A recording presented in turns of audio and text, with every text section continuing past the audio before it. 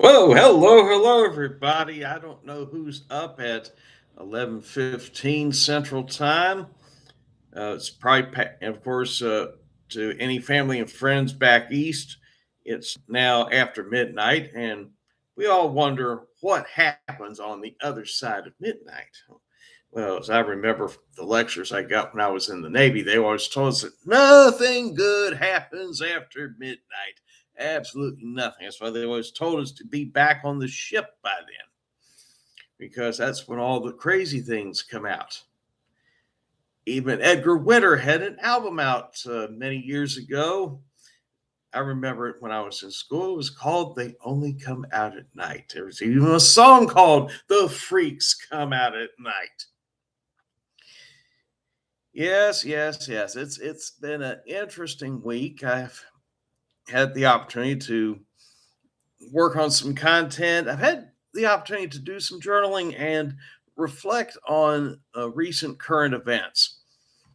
I have people I network with, especially on social media and other places.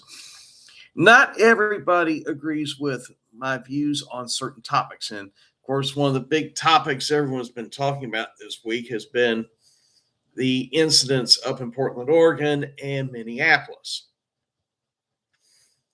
Before I weighed in on what happened, especially with the incident in Minneapolis where Renee Good was shot and killed by an ICE agent, I waited until more video footage was made available because I wanted to see for myself. I didn't want to deal with all the noise coming from either the right or from the left. That sort of thing, I don't like dealing with that because it's too easy to just get on the bandwagon. And I haven't really heard much about Portland, Oregon, but Minneapolis I have, especially after watching the footage. And yes, I'm enjoying a sugar-free root beer. Here we go.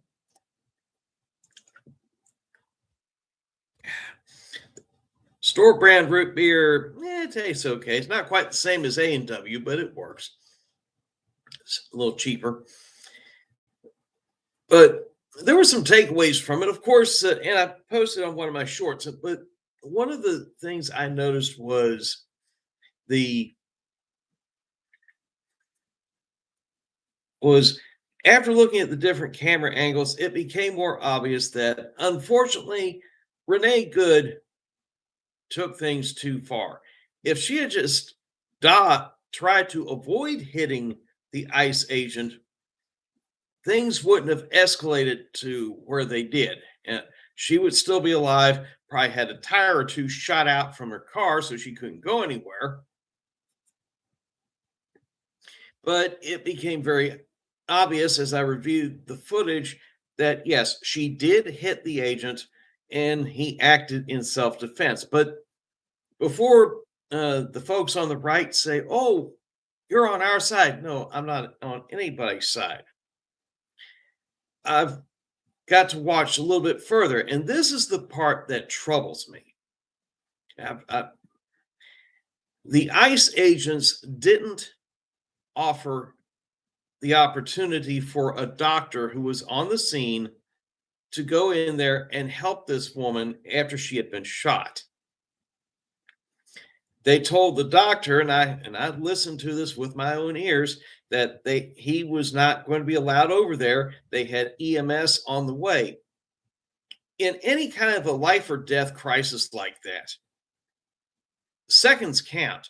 It took them several minutes. Remember that next time.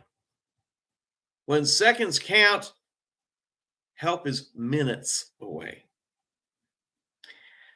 And again, I'm not politicking. I'm just stating the fact that these agents, while they may have acted right as far as self defense was concerned, they crossed a line by not letting this doctor go in and do his job and fulfill his Hippocratic oath, which is to preserve life and do no harm.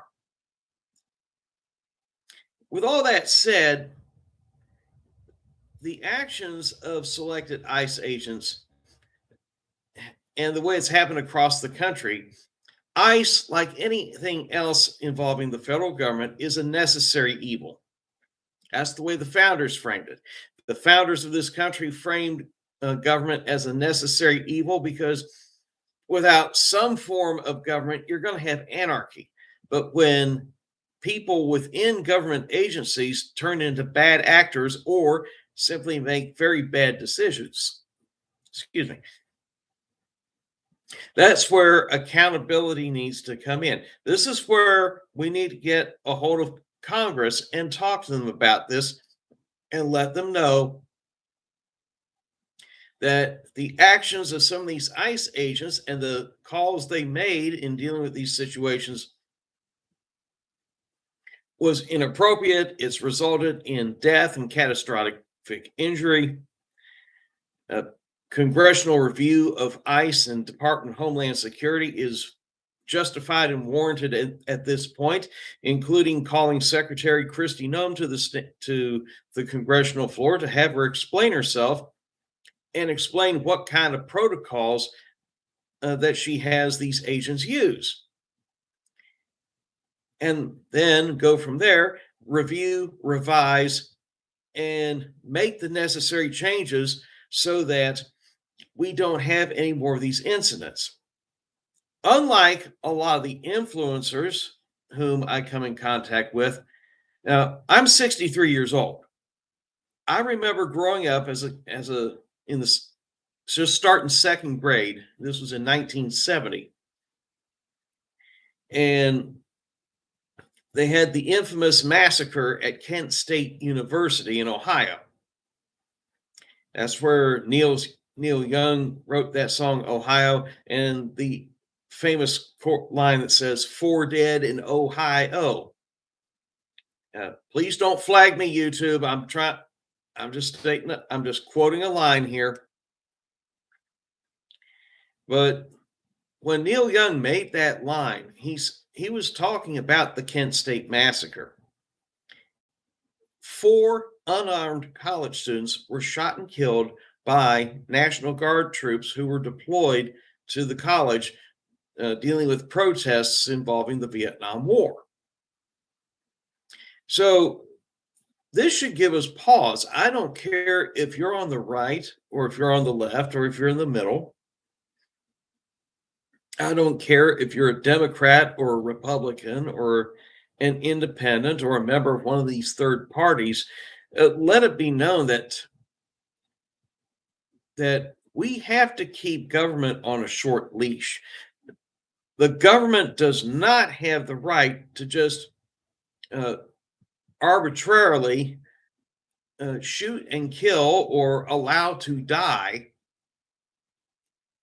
American citizens. That just isn't right. It shouldn't be accepted. It shouldn't be condoned, regardless of who you are. We need to bring this up and again let Congress know that ICE and Homeland Security need to be reviewed, possibly audited. Secretary Noem needs to be called out on the carpet and explain herself and explain the policies and see what needs to be changed. Because we can't keep going on like this because our country is too sharply divided and polarized as it is.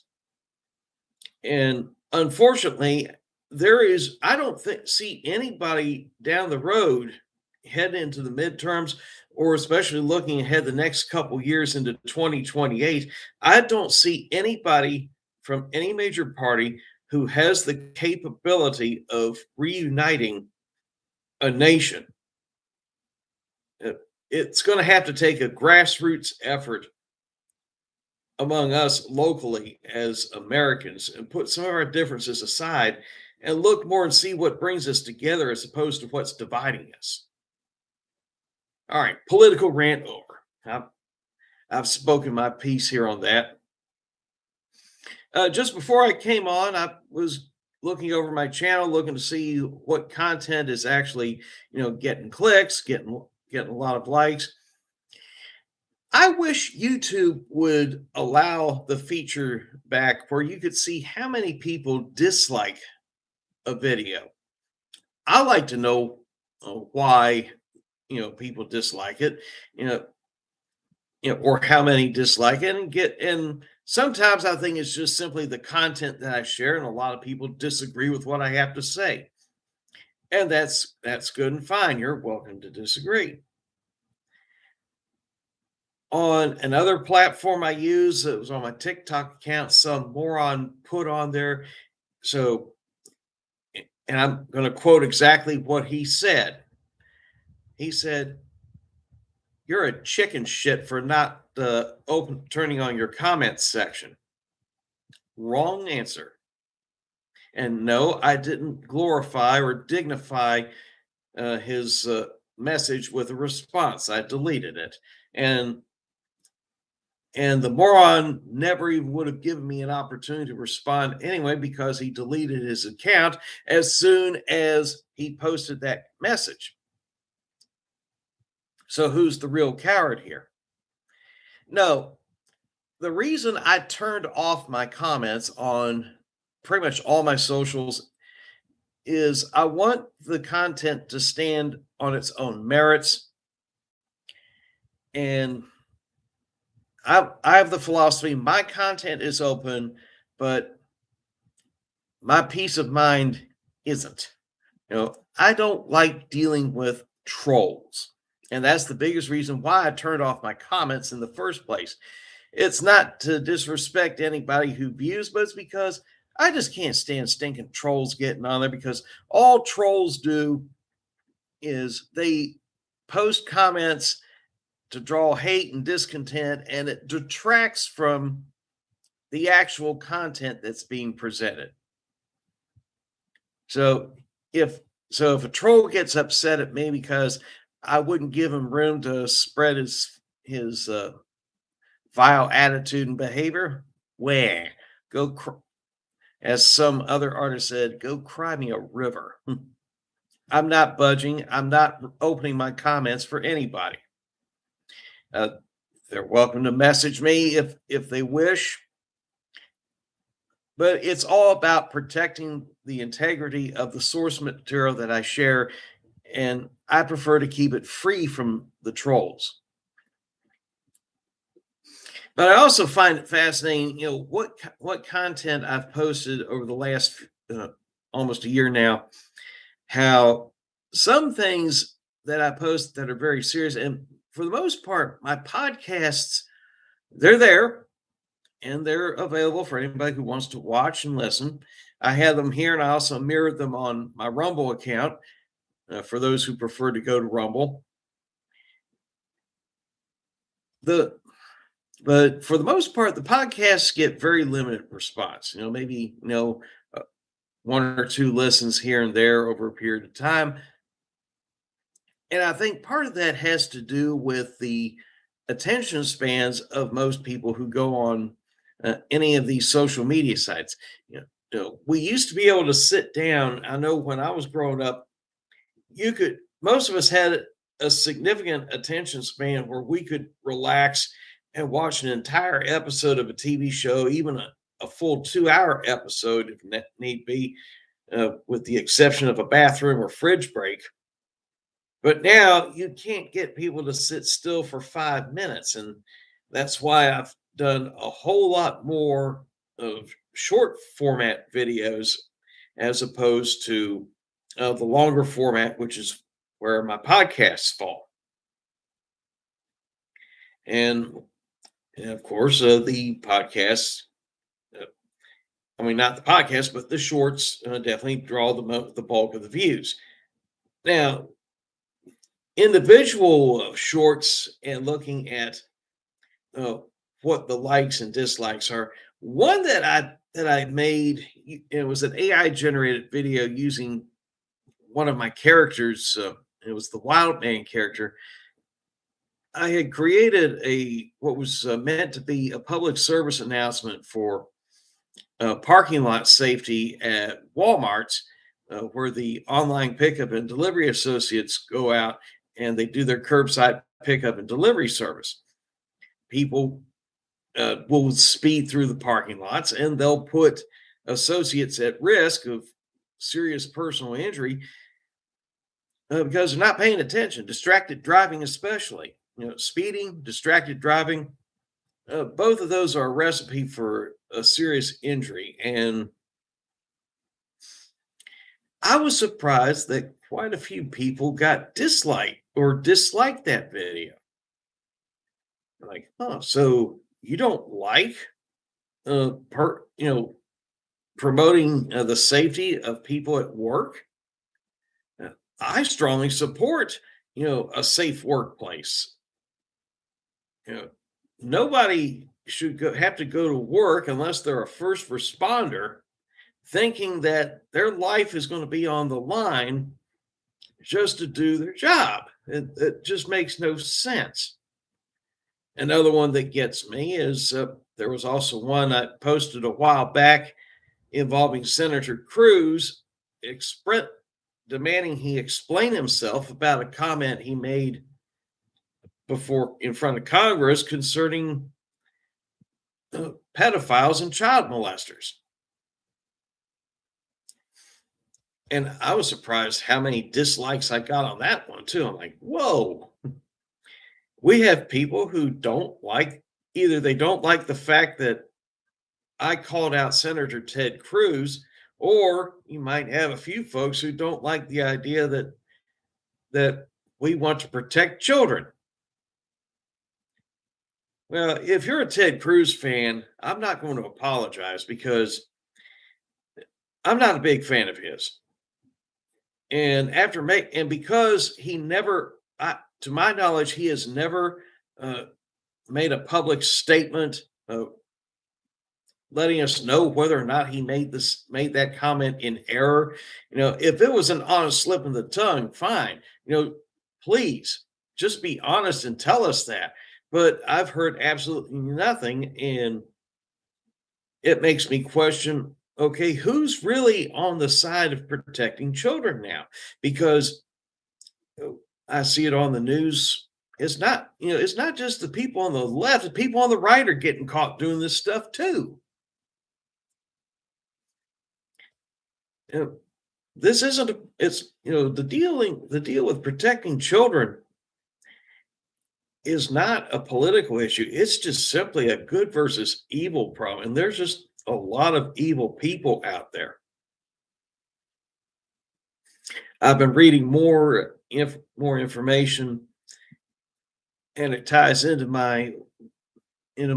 these projects I do because I'm a survivor of several different issues in my life, abuse, high controlled church environment, working for a company that was more about protecting the interests of the owner as opposed to protecting the employees. I've seen quite a bit of that stuff, and over time I've seen I developed an understanding of how institutions and systems focus more on protecting the institution than they do about the people. And when I hear of plea deals and stuff for individuals who should be locked up in prison for the rest of their lives, or to quote JD DeLay, toss them feet first into a wood chipper,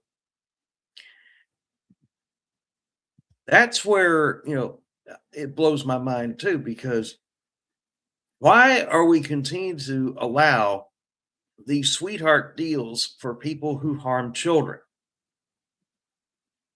Here in Oklahoma, we had two very high profile cases involving individuals who got sweetheart deals. I won't go into the whole details, but the names Robert Morris and Jesse Butler definitely ring in infamy here in the state of Oklahoma. The judges who handled those cases, especially the Jesse Butler case, there certainly needs to be an investigation, because under the deal that Butler got, but if he completes all the requirements of what's been handed to him, when he turns 19, his record is going to be expunged, which means that nobody is going to know what happened. Well, at least they won't be able to do a background check because that's going to be wiped away. But the challenge there is the internet is forever. And even if his record is clean, as far as the courts go, people will still remember. And it made me very upset when I read that because Butler's victims, just like the victims of any case like that, got absolutely no justice. This means that those girls and anybody else that he may encounter in the future are at risk because how do we know he's changed? How are we going to know that he's cleaned up his act and isn't going to offend again? The and to sentence him as a youthful offender, that also ticks me off because when I was growing up, we pretty much understood what a youthful offender was. The youthful offender was like shoplifting, joyriding, sneaking back behind the school and smoking some weed, sneaking beer out of your dad's fridge and hang out with your friends afterwards. No, that's a youthful offense. Those are all minor things. But what we're talking about in cases like Jesse Butler's is life altering events happened. People have been harmed, and basically the courts just laughed it off. Gave this guy practically a slap on the wrist when he should have been locked away in prison for the rest of his life. Something that serious, he should have been tried and convicted and sentenced as an adult. Plain and simple. I'm not going to mince my words on this. Jesse Butler should have gone to prison and stayed in prison for the rest of his life for what he did to those girls. We've seen too many of these problems within the judicial system, and with the elections coming up here in 2026, that's something that any Oklahoma resident here needs to look at is make it tougher when it comes to the more serious offenses so that the offenders don't get sweetheart deals and can be out of prison within a short period of time or even have their records wiped clean so they can offend again. That just blows me away, and I wish that would change. And especially, I find it troubling when there's more and more of this stuff. It seems like it's a a big problem in churches too.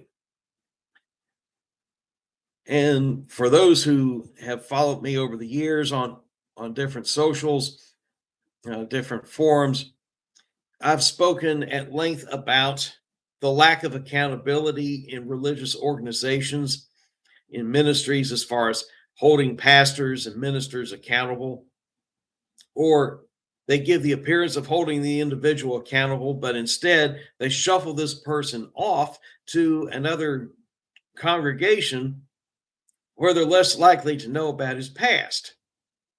That happened with somebody I personally knew in Norfolk, Virginia. He went to prison for breaking into somebody's home, putting some hidden cameras in there to commit acts of voyeurism. And when he got out of prison, he was, as far as I know, he wasn't given an official license, but he was still allowed to hold a position of ministry in another congregation within that organization.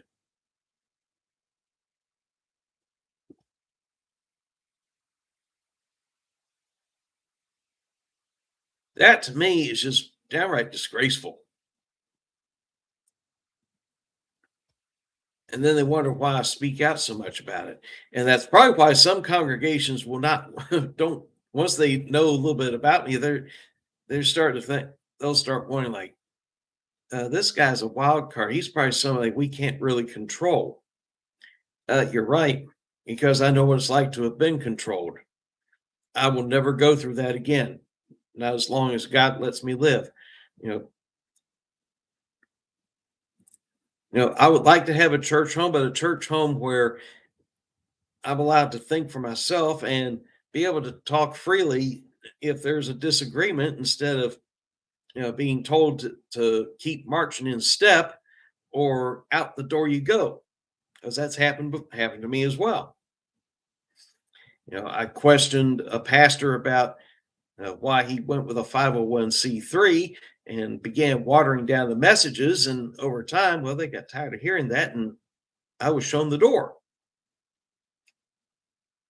That same organization, I made the general superintendent nervous because I asked him a couple very point blank questions. One was about a major church split where some very prominent ministers broke away and formed a different organization. And the other was what gave the appearance of compromise when he went to a meeting in Tulsa, Oklahoma back in 2010.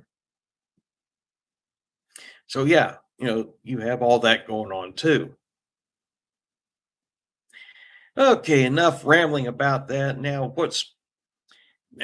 I have no idea what I'm going to be doing in the next couple weeks as far as episodes for my podcast. I was going to do one on Minneapolis, but I've already done a short on that, which probably is the best thing I could have done. I'll probably for the next few podcasts, I'll probably go back to more towards advocacy and talking about survivor experiences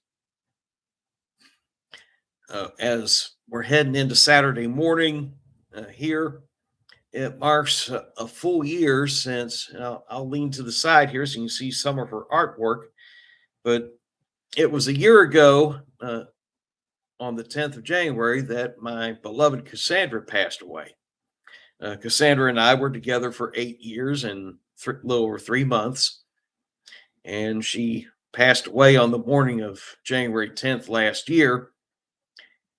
And for those who ask, yes, I'm still hurting. You never fully recover from something like that, but you just learn to manage it and be able to continue to live your life, and that's the best you can do. I think that would be, I think that would be what Sandy would have wanted, was for me to, keep moving forward and continue to live my life and do the work that needs to be done. She wouldn't have wanted me to just sit and stew and live in isolation for the rest of my life. I've been getting out and about more, experiencing more local things. I recently posted on Google a review of Wheezy's Cafe. I think if Sandy was still here, I think she would have gone. I know she would have gone there with me because she always enjoyed checking out new local spots. And the other day was the first time I got to check out Wheezy's Cafe. It's actually a nice little restaurant. And if anybody in the Bartlesville, Dewey area or up in the southeast Kansas wants to check it out, they're more than welcome to. Or if you live down between Bartlesville and Tulsa, it's a nice local restaurant. The only detractor I could think of is that they're outgrowing the place. It's a very busy restaurant. The food, the service are awesome, but it looks like it's almost time for them to start expanding into a bigger place so they can serve more people. And that's a good thing. That's a good problem to see in a business, especially the restaurant business, because that's a very difficult business to get established, much less become successful. But yes, looking back, here it is. It's been a full year since Cassandra left, and she's very much loved and missed, and I wish she was still here, but it was her time, and there's nothing that anyone could have done otherwise. I mean, it's when it's a person's time to go, it's a person's time to go, and uh, we're not going to be able to sorry, my God, got a little tongue tied there. None of us are going to be able to negotiate with God on when it's time to depart this world. That just isn't going to be the case. Yep, enough rambling. It's getting close to midnight here. For those who, for anybody who's watching, I'm glad you're here. You can find this here on my YouTube channel if you want to check it out later. Good night. Be safe, and I'll look forward to talking to everybody again soon. See you later.